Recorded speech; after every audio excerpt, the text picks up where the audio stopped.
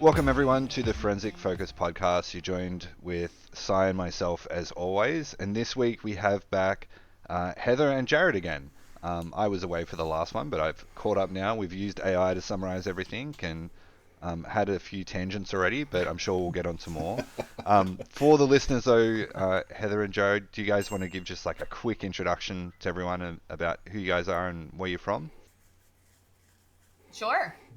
I am Heather Barnhart, and been a digital forensic examiner for almost 24 years. I currently am a faculty fellow, a course author, head of faculty, and deeper curriculum lead at SANS, and also senior forensic expert at Cellebrite.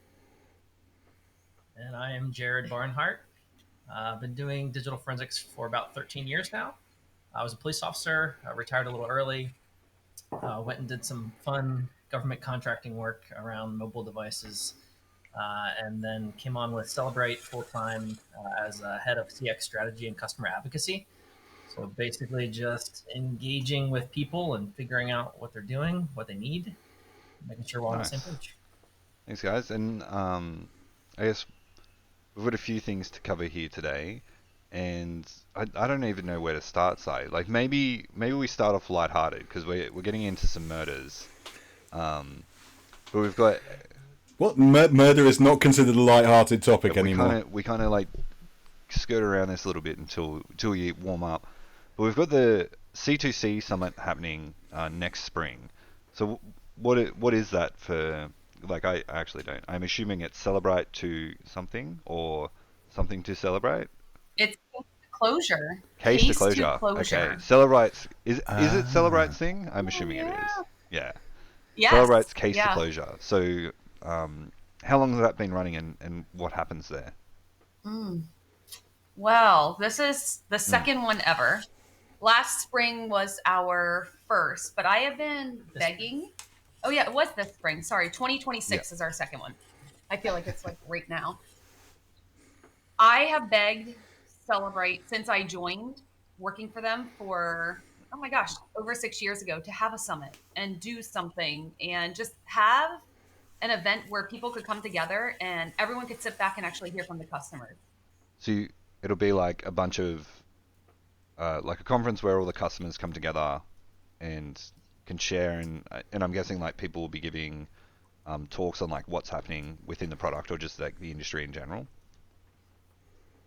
So all right, this is where we have an advisory board and we have our group of people. We intentionally try to pick talks that aren't Yep. about the products. We want people to talk about what they're doing day in and day out, what makes a difference for them. If Celebrate helps them, fantastic. If it's research, but just keep it real so it's not a sales Yeah. pitch that is just thrown in your face. And how did the first one go this year, I guess? Yeah, so it went Yeah. way better than expected. I mean, I was nervous.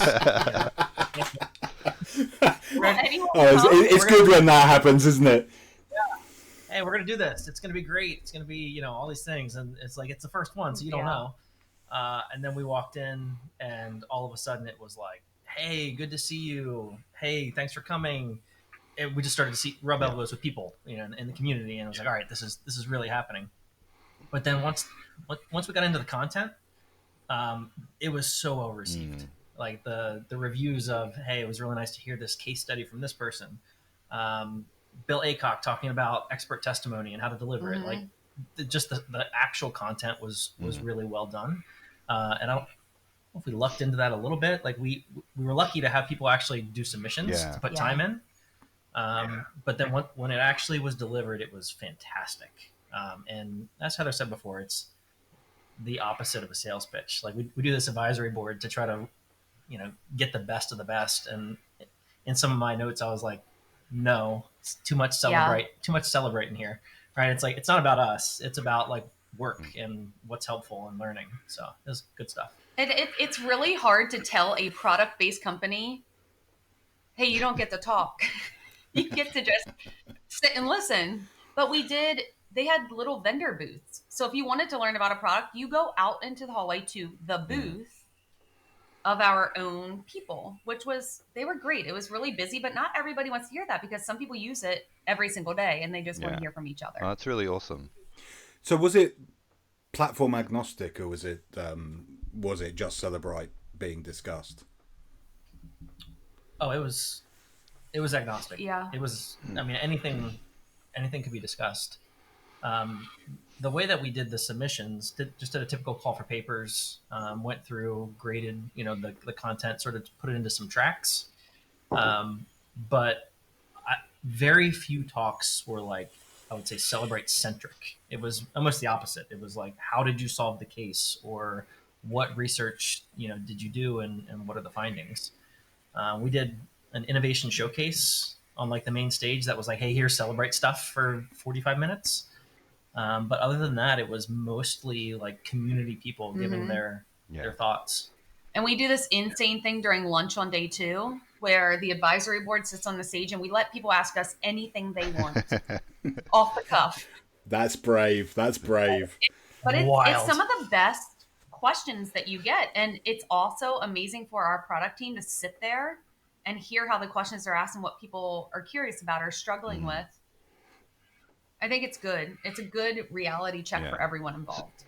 Yeah, you can't beat proper customer feedback on all of the things that they don't tell you in the feedback forms that you give them to fill out. Yeah, definitely. And this year we have Terry Crews. Last year we had Tim Tebow. Oh, come on, really? Terry Crews is going to be fantastic. Oh, okay. I'm gonna maybe I need to figure out my tickets to this, because actually I quite like to meet him. He seems like a laugh. I know, right? I hope he comes out. Was he Brooklyn Nine-Nine? Yeah. He's done so many awesome things, and always a little bit police centric in roles. So I think it's going to be fantastic. Oh, that is cool. It's 3 days this year, 4 days. Well, it's really 2 of the conference, and then 2 of training, and then there's the Digital Justice Awards in the evening. Yeah. So last year we did 2-day conference, and then the third day was a day of essentially free training. This year we're doing training on the first day, and then conference 2 days, and then training on the fourth day. So sort of like an optional bookend if you wanted to take some training, and then also enjoy the conference. But for what we produced last year, and again, I was nervous, but it went really well. The registration's like $250. Yeah. I mean, it's amazing content for the price.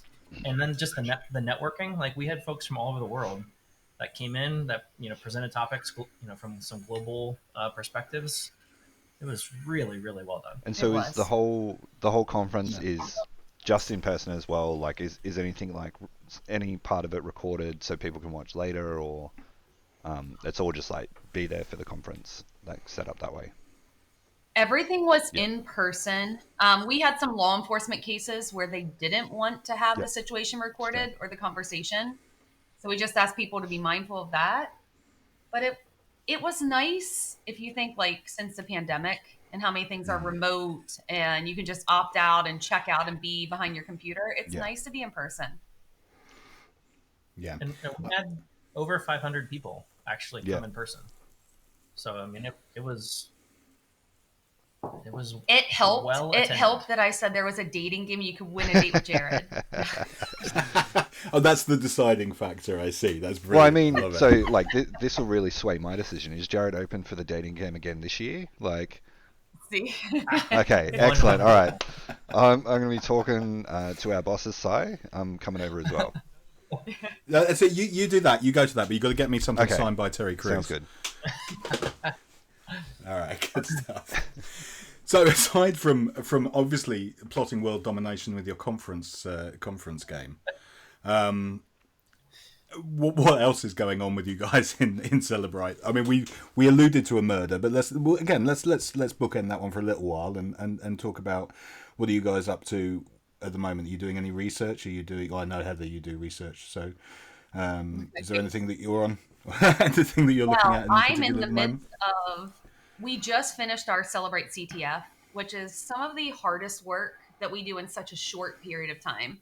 So we build the data set for about 8 months, and we have this whole scenario, and you have 2 phones with you all the time, and it's absurd. But then we write all these questions and play this game, and that just ended. So that's a huge thing. But right now I'm in the midst of my course edits.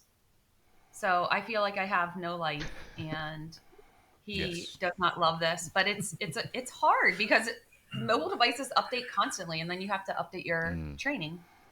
Yes, I should have taken up something like Greek, which hasn't changed in the last 2,000 years, as opposed to forensics. It's a terrible idea to teach forensics. Yeah. And it's something so simple. We were going on vacation last week, and I was like, Samsung Health changed. I should take Anne's phone with me and do some workouts. He's like, on vacation. I was like, well, when else am I going to do it? If my course is due on the 19th.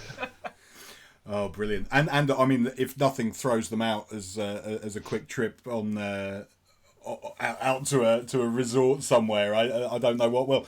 And as we were talking before, did your heart rate spike when you saw the octopus? This is an important question that Anne would only be able to answer.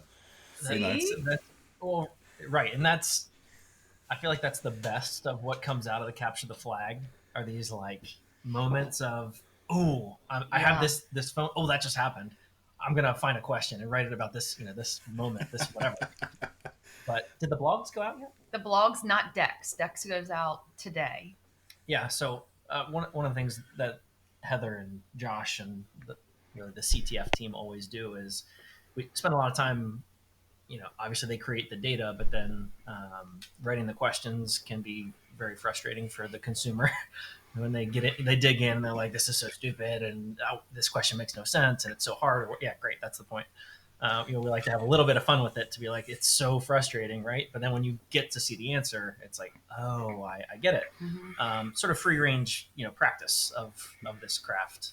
But the blogs that come out immediately after are a really nice walkthrough of sort of the thought process of why the question may have been written, what maybe it's trying to teach. Like, hey, this question is to lead you to this thing that maybe you've never seen before. So it's always a nice process post-event to have people just sort of resonate on, I experienced it, I was frustrated, I was happy, I was whatever. Yeah. And now, okay, I understand a little bit better as to the why. It also shows limitations in our own tools. Oh, yeah. We try to be really honest. Like, hey, you couldn't have done this. If you stayed just in Cellebrite tools, you can't go far enough. Or you need to use some of the open source community tools that our colleagues create, which is, it's great. An interesting question that came up the other day, and with something that wasn't related to mobile, but does Cellebrite have an API for the integration with other tools? Or is it just you have to pull it out and use something else? There you go. Sorry, completely off the cuff question, totally unprepared for, and I apologise in advance. It was very fascinating talking about APIs and how we were talking about the ecosystem of tools in general, and therefore whether tools were able to interact with each other in certain ways. And I was just wondering if there is something for that. Not really.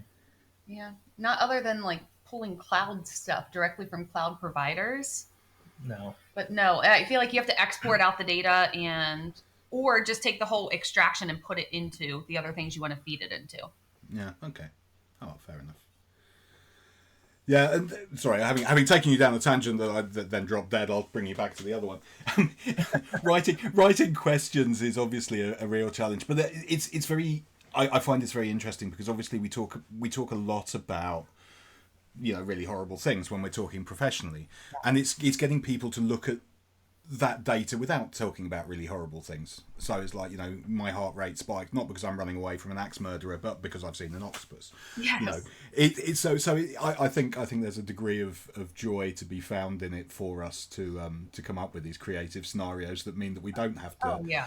Yeah. And we give each question a ridiculous name, and then we'll have a meme.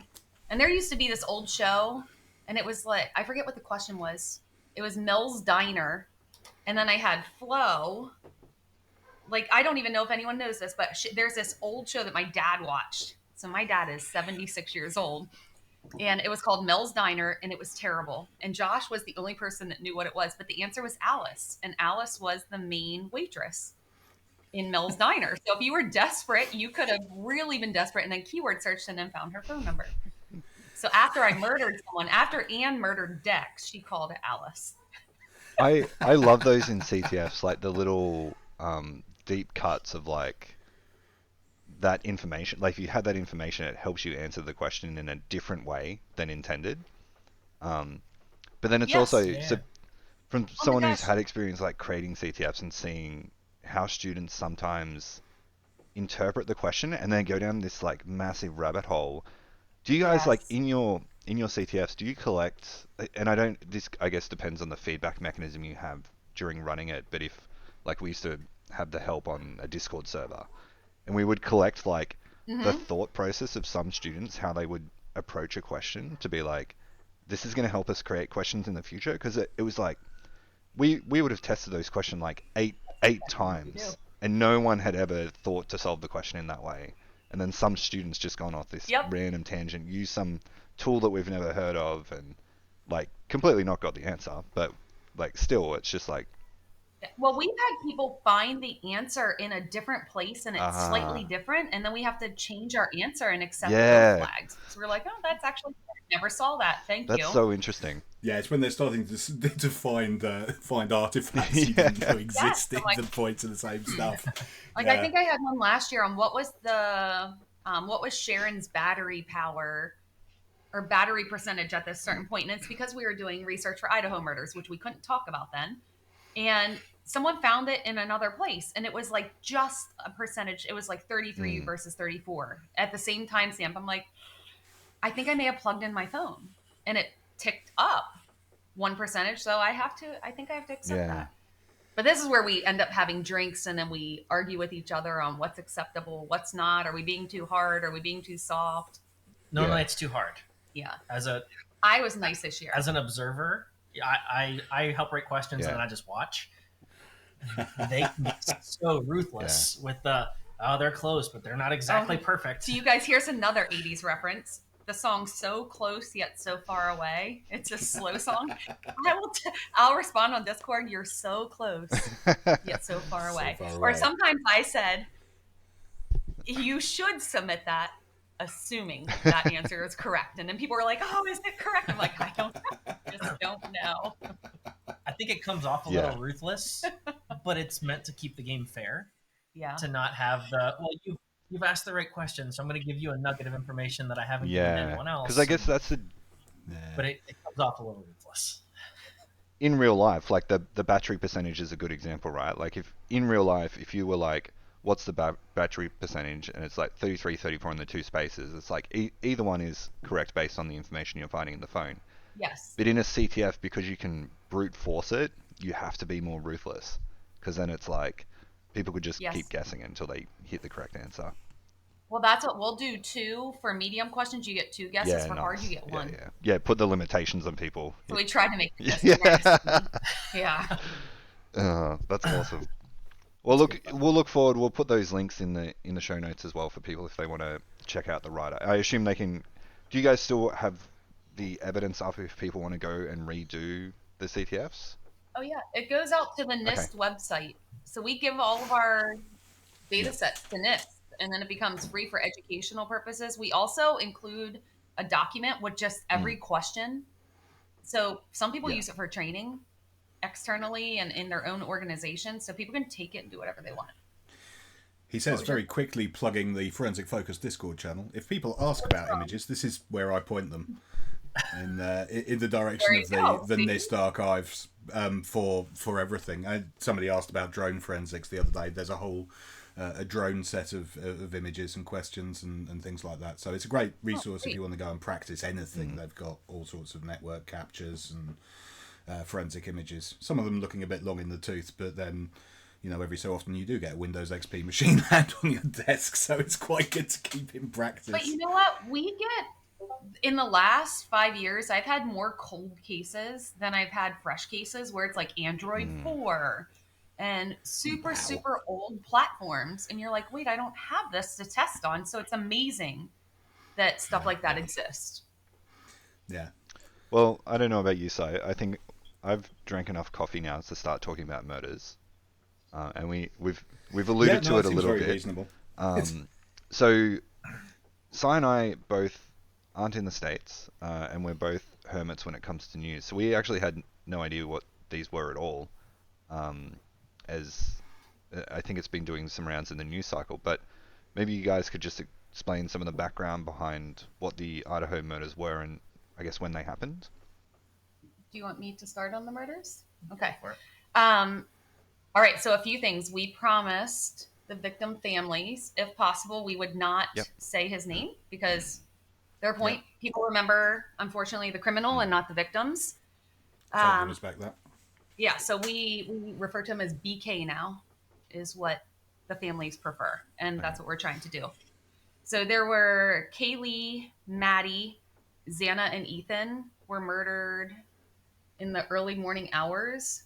It was November 13th, 2022 in Idaho, Moscow, Idaho, a tiny, tiny, tiny town, which it's impressive that it became international. And I would credit the questions of the families on how it got so much attention, like just wanting to know what happened to their kids. So someone came into the house and brutally stabbed the 4 kids while they were in the house in the night. Yes. And then I guess like getting into it from the surface level, that doesn't sound like a digital forensics investigator would get involved too much in just that base story. So how did you get involved in into this case? Yeah, so I guess if you think of it initially, to lay a little more groundwork on it, this was like a college campus scenario. So police are showing up, and hours had passed, and there was some confusion. It was a call like, "Hey, there's something happening at this house," and they show up like, "Oh, people have been killed. Let's clear everybody out, and let's establish the crime scene and start to try to do the right things." But there were people that were left alive inside of this house, like living witnesses that encountered him, and so it was just a very confusing moment. But then I don't know. It starts to hit our news cycle a little bit, and so people start to pay attention as to this case hasn't been solved yet. Like these 4 kids, call them kids, young college adults, have been brutally murdered, and we don't know who did it. And so as the time passed, it became, at least in the U.S., like hitting the news cycle of like, what's happening? Why hasn't someone been found yet? And so finally, it was, I think, 46 days after the crime is when BK was arrested In Pennsylvania. Sorry, for like our listeners, like how close is that to Idaho? Coast to coast. Okay, so it's separate sides of the country. Yeah, full. Yeah. So he went on a bit of an early winter break and drove across the country with his father to his parents' home in Pennsylvania. And then to answer sort of how we got involved, I'll pass over to Heather. So I had a previous SAN student of mine worked at the FBI, RCFL near us in Philly, and he reached out and just said, "Hey, are you interested in coming in to take a look at this? It's weird." And that's the thing. The data was weird. It just didn't make sense. When you think a college TA or someone of that age, if you got my devices, they're so busy. There's tons of data everywhere, lots of communications with friends and people, and his data just looked odd. So that's how Jared and I got involved. We started going in, and then we were immediately signed to a gag order. And that was March of 23, and that just released this July. So for all that time, people had questions. The news kept popping up every time something happened with the court process. It would be this new bit of excitement, but then it was just sort of nothingness until July of this year, when it was like all of a sudden he was going to take a plea and agreed to a plea, and very quickly the court process sort of completed, leaving a lot of things unanswered. I think for victim families, for the community in general, and I think that's sort of where this moment with us having a little bit of the story to tell about who he was based on his device became attractive to news outlets. So, I mean, obviously, the administration of justice is unfortunately an incredibly slow process in most countries. I mean, we're doing cases from 22, 23 here as well, so it's not like I can say that yours is any slower than ours is. But was there any particular reason that something? I mean, one would have thought. I'm going to say again, I don't do meat space forensics particularly, but it does seem that something like that would have had a fair amount of, you know, biological DNA and stuff that would have proved the case. What was the actual sort of hold up in it?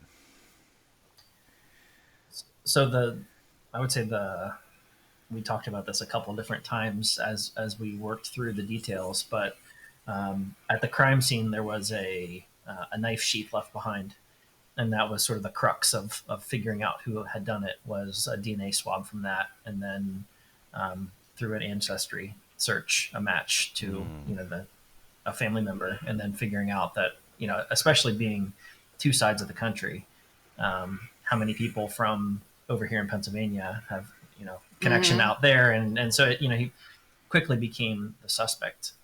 But the car. Additionally, there was a Ring video camera of this white Hyundai car just speeding away, and after some analysis, it also doing some laps and like coming by before the crime, and so that like this car was present. It was like obviously it seemed to be someone involved, but without the knife sheath, we said I guess they have really been focusing on the car, and then without the car, I don't know. I mean, it seemed, and look, a bunch of investigators poured a ton of time into this thing. I don't want to simplify it down to that, but it truly, like there's these two things that if not for a knife sheath left behind, then you've got a car that there's tens of thousands of them.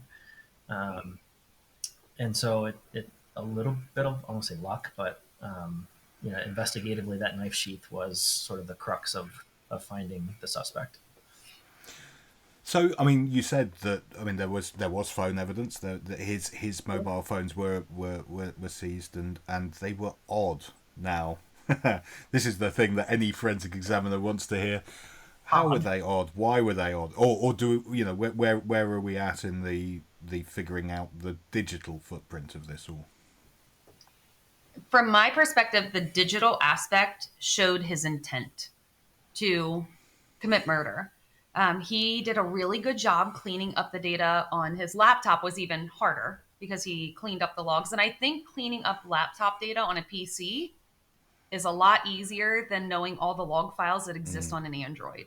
So even though he did massive deletions and even took preparatory steps to just reduce his digital footprint, but it's different than anything I've ever seen, and I believe that Jared has seen, because usually it's like, hey, go find this thing that proves the person was at this location or did this thing or had, and we were looking at it from where is everything? And then that became the interesting part. There wasn't anything, and that's what showed us his intent to isolate himself from the world for a period of time during the murders. Right. So was it an obvious gap during that period? Yeah. No. Yeah. Well, for viewers who are listening to this as a podcast rather than watching the video, both are nodding. Well, yes and no. So let me take it a little bit further.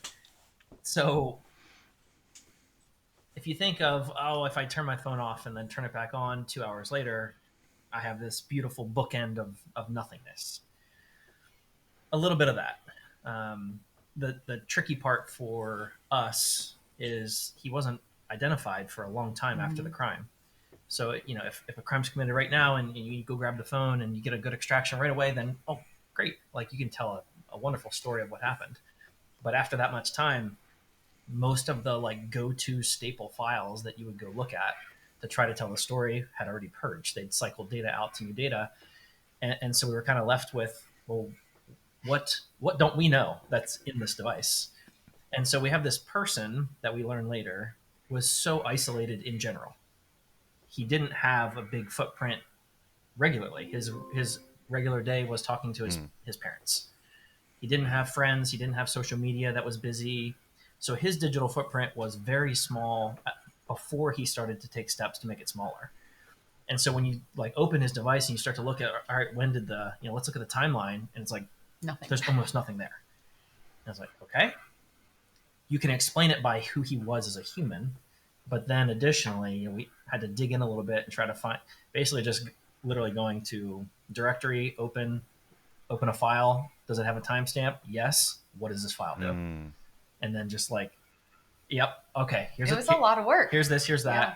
Here's what this record is. That looks weird. It kind of looks like this. Hey, Josh Hickman, fire up a test phone, or can you dig into it, something that you already have in front of you and sort of validate the thought process here over and over and over and over again, just trying to figure anything out, because the like parse data was pretty much empty. It got to the point where we were going through every cheat sheet that we had. Like, even at one point I was looking through my own course slides and notes, like, did I miss a file? It was absurd. Absolutely. So was absurd. there like a few, like, because I'm not that familiar with mobile forensics. It kind of wasn't around when I went through training doing that stuff. But it's never too late, like, you're getting me very excited. I'm just like, the Cellebrite CTFs is just about to come out. Like, oh, don't get me on another sidetrack mission. I'm too busy with other things in life, but we'll probably get into it now. So was there particular like processes on the phone, or like the collection of evidence that helped you determine that? Like, what was it that you really dug deep into that helped show? Because I assume that's what happened. You turned off his phone during that time, and that's what you were trying to prove in the timeline. What was it that helped you come to that conclusion? Well, one, the investigators that collected the data did a fantastic job. So they got full file system extractions, which is exactly what we needed. They also came to us with, we have a void in cellular records from this time to this time. Right? Like, it wasn't a secret that his phone stopped talking to the network for the specific period of time. So it wasn't, I want to say, it wasn't hard to find evidence of that void. It was more than trying to dig in very closely to that void and understand what happened immediately before and after. But I mean, it was even going back and seeing like, okay, he cleaned things up, but he didn't think about his screenshots, and that when he took this screenshot in this month, you can see at the top that he was running a VPN, and then the month before he was not running a VPN. So it was like, the closer you got to the crime, you could see, again, pulling a bunch of different threads, a change in his behavior with his device. And watching his behavior change in the other direction and him get a little bit loose once the crime was done. Right. That was fascinating as well. Like, what is your normal? And then, oh, okay, so what we initially saw was not your normal. And then you became more relaxed and then panicked in the end. So we got to see almost his mind and behavior. It's like as the case was more public, like, you can see on his device, like, his behavior becoming more erratic or panicking somehow. Yeah, I don't know if he like actually looked out the window and saw someone surveilling him, but at the very end, like his last moments of using his device, the footprint was like federal wiretap. Psychopath paranoia. Psychopath paranoia. I mean, like, he was freaking out because I think he felt, sort of the walls closing in, and they were. Again, we had no connection to any of that. But then all of a sudden, a search warrant's done at this house, and his devices are seized. He's arrested. So he wasn't wrong with his sort of last minute feeling. But what we got to see, I think, like, before the crime, we had very little like web browser history, so we didn't really know what normal was. We had applications that, like, he apparently purchased the knife that was used from Amazon, and so everyone was like, "Oh, well, what about the Amazon?" It was like, the app was installed and the app was uninstalled well before the crime. We also saw a normal for him of, instead of using actual installed applications, of using a browser. So if he was going to do something, let's say on Facebook, he would go to facebook.com, which just leaves a completely different footprint than if you just installed and used the thing every day. So it was just weird. I mean, it was weird the whole way through.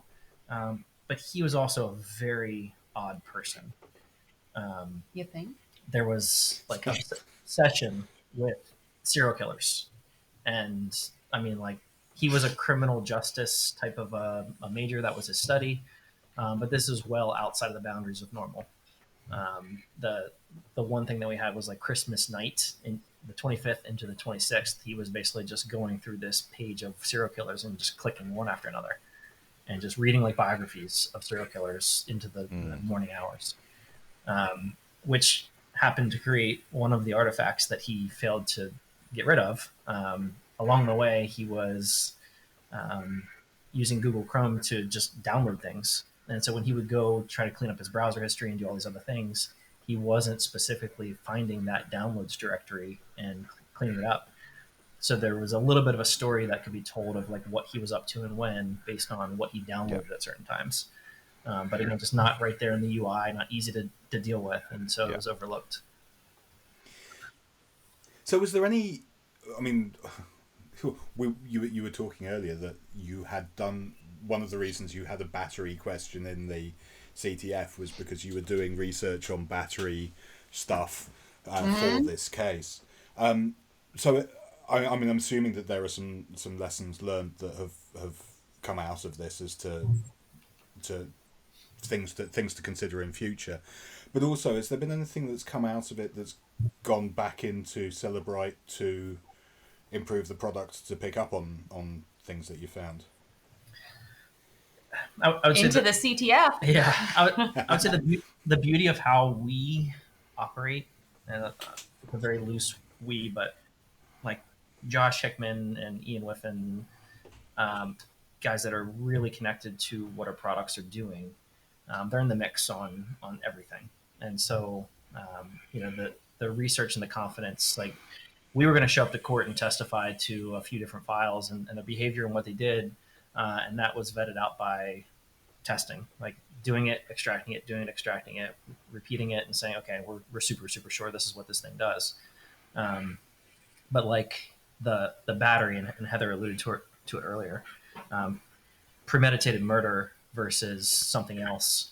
The one story that we were going to be able to tell in the courtroom was that he physically pressed the button on the side of the phone at I forget the time. Like 2:24 or something like that? Some time in the middle of the night, and powered his phone off while it was at 100% charge.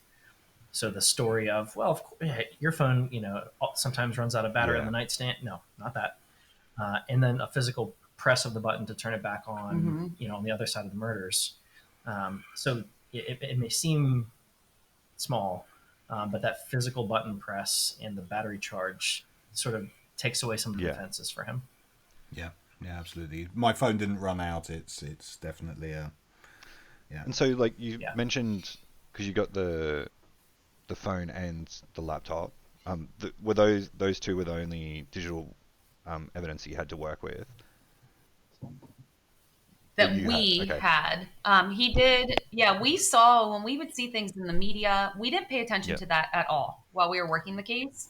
But after we were freed from our restrictions, we saw all kinds of things. And there were some documentaries that showed people entering his apartment and another PC in the background.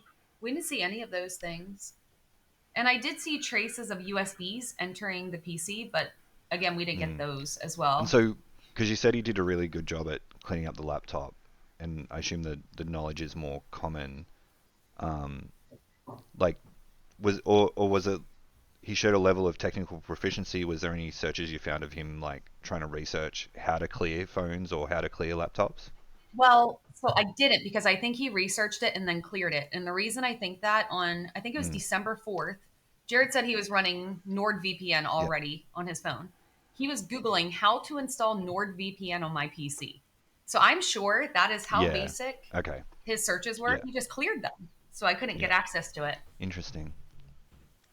Yeah, and we went the talking points around, all right, he uses a VPN. Well, so do I. Yeah, exactly. It wasn't just that one single thing. He turned off Wi-Fi. So like settings, I don't want Wi-Fi 2 days before the murders. And Wi-Fi remained off. Like, who in this world are you getting on a plane? Like, Yeah. no, Yeah. no thanks, Wi-Fi. Yeah. I want to challenge But are the you cellular even network. like Yeah. getting on a plane Like, and turning off Wi-Fi if they have Wi-Fi on the plane? Like you're turning Yes. airplane Or mode on, yes. leaving Wi-Fi on. So yeah, Exactly. right. And, is it by itself damning? No. But Mhm. when you start to build build the all of picture. these things Yeah. together, it leads towards this preparing to commit a crime. Yeah. It's not a random moment. And we're going to do our closing keynote at the C2C Summit this year is going to be this Idaho case with our counterpart from FBI and potentially one of the surviving victim sisters taking the stage with us and just talking about Yeah. the case and the pieces. Yeah, and I always like to we did like this Yeah. much in this thing. There were so many hours put into Yeah. so many things, and even forensics that we didn't touch. We were asked for help with just the one or two little things, and we put some time in.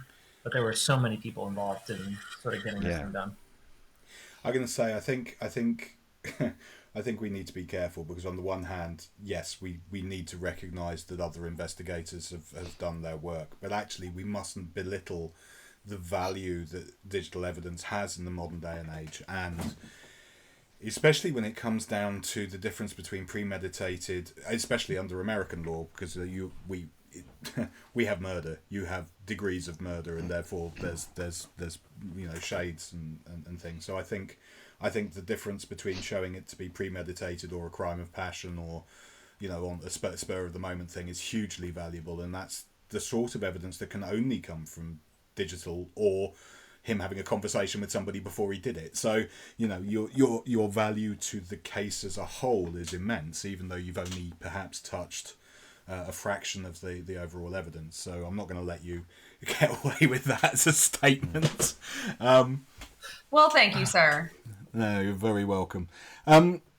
So I mean, I think let's step away from murder for a minute, and we won't put any references to the case in the show notes out of respect for that for the family's wishes. If people want to look it up for themselves, they can go and find relevant information. So moving on from that, the other thing we said we weren't going to talk about, although it's apparently been an interesting topic for everyone, is AI. So where's Cellebrite on the AI front at the moment? I kind of tapped out. I've taken a break for a minute. It's exciting. Look,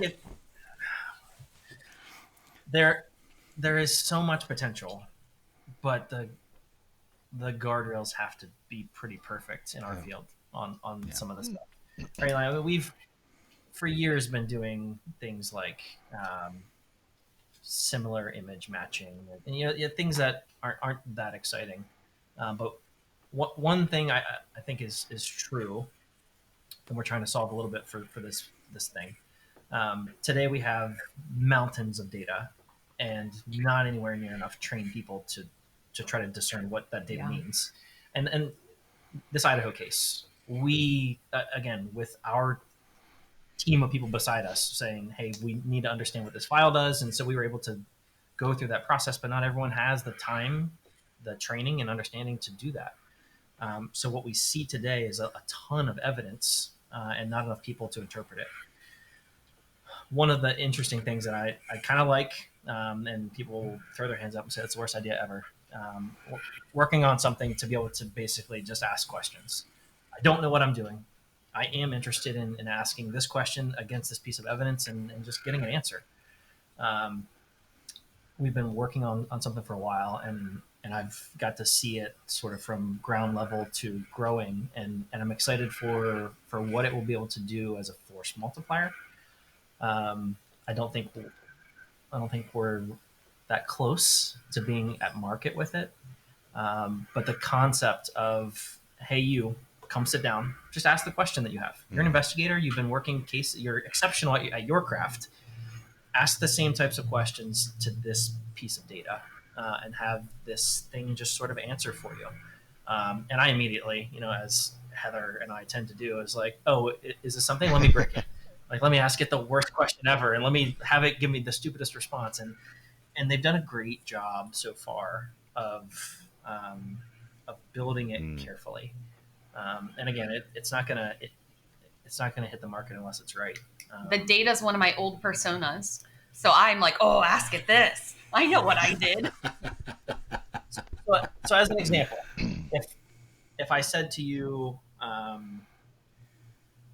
where was Heather in 2025?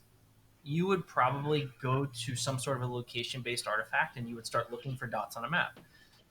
That's just a sort of an easy win, and you're not wrong.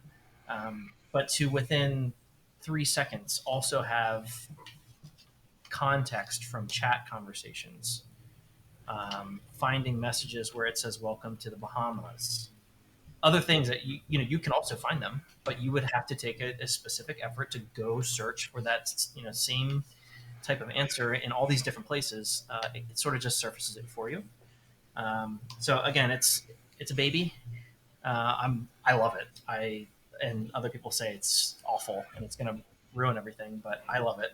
I liked it, and I don't love AI. I liked it. So, with I'm going to say, does it handle image data? Because I'm going to say, so I've seen a product whereby you feed it an image and it will. And to be fair, ChatGPT does this to a greater or lesser degree of success if you actually bung it an image and ask it, where is this image? Is that something that it can do? I would think so if you said generically and it has access to all the media files. So this is sort of the argument. If it said, well, based on external data, we believe this thing is in Mexico. Do you feel good about that, or do you hate it?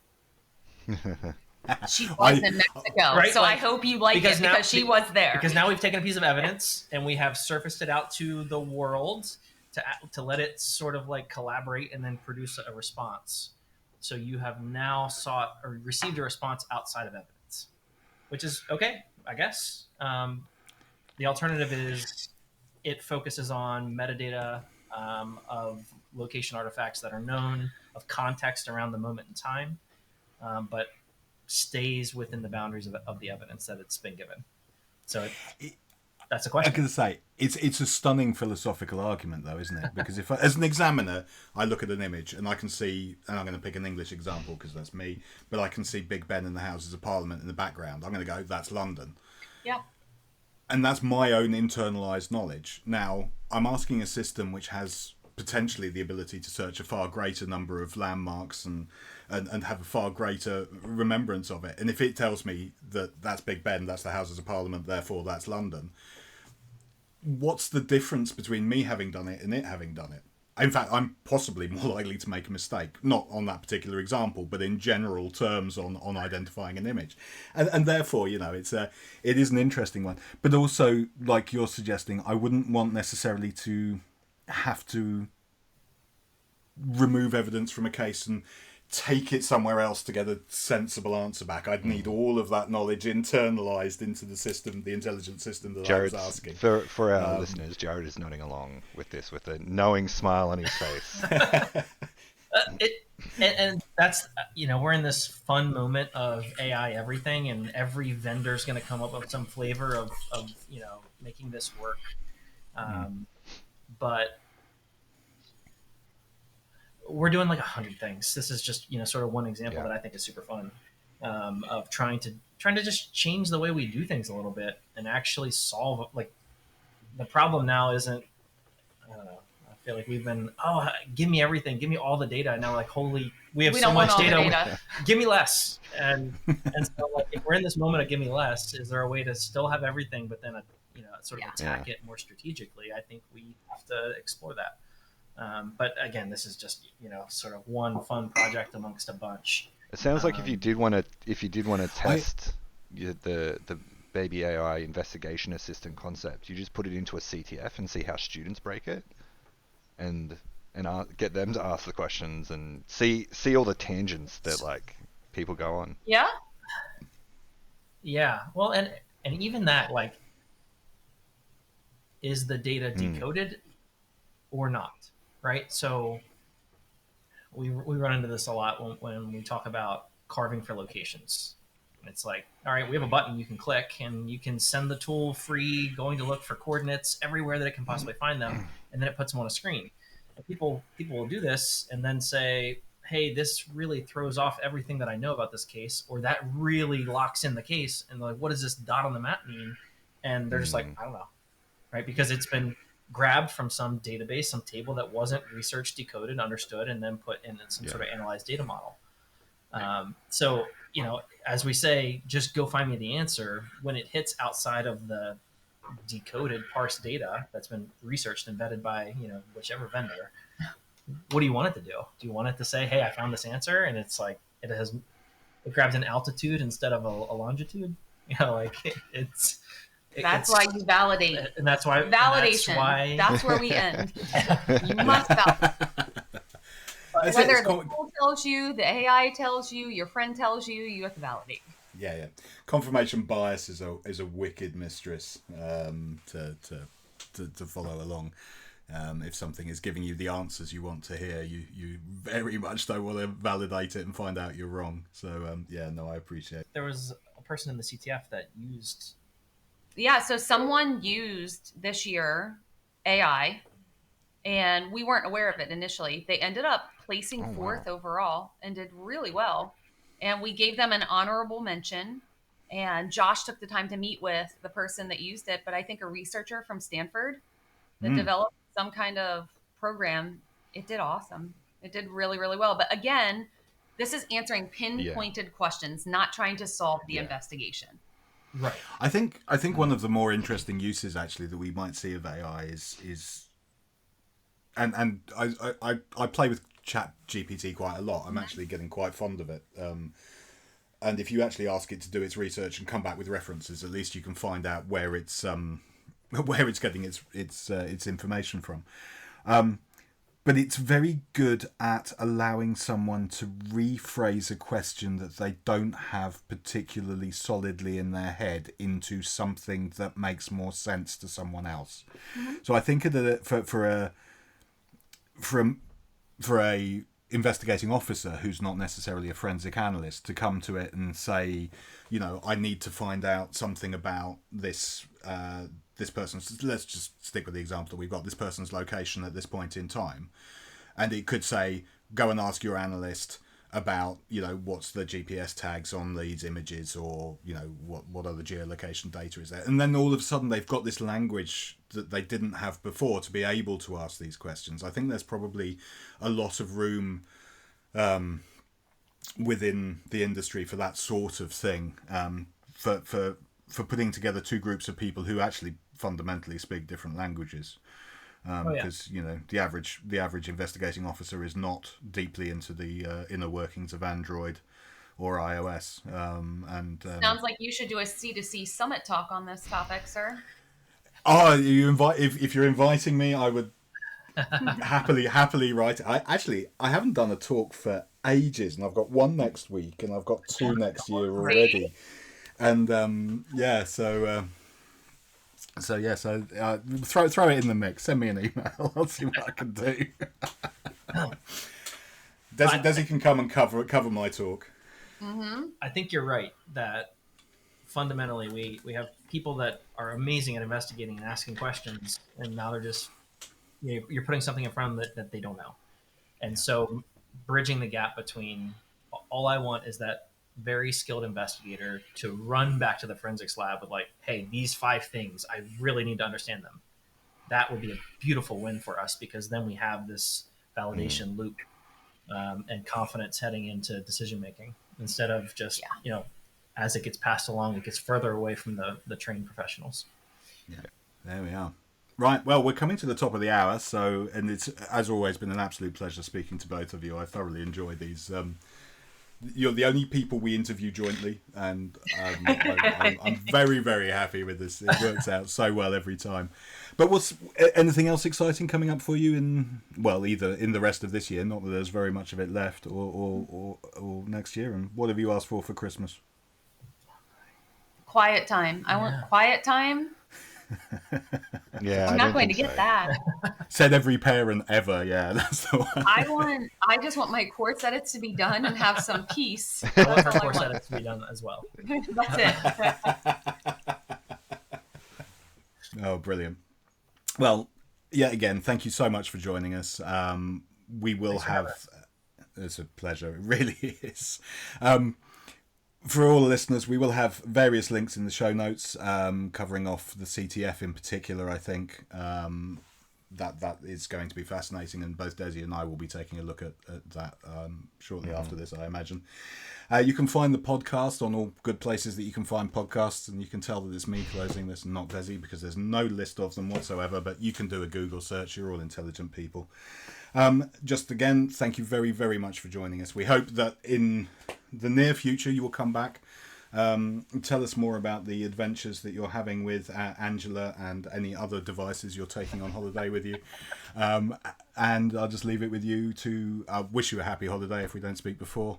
I realise, I'm going to say, it seems a little early, but by the time this goes out, that's actually going to sound a lot more sane than it is, it perhaps is right now. But otherwise, you take care of yourselves. Thank you very, very much again. Thanks, Thank guys. you. Thanks so much.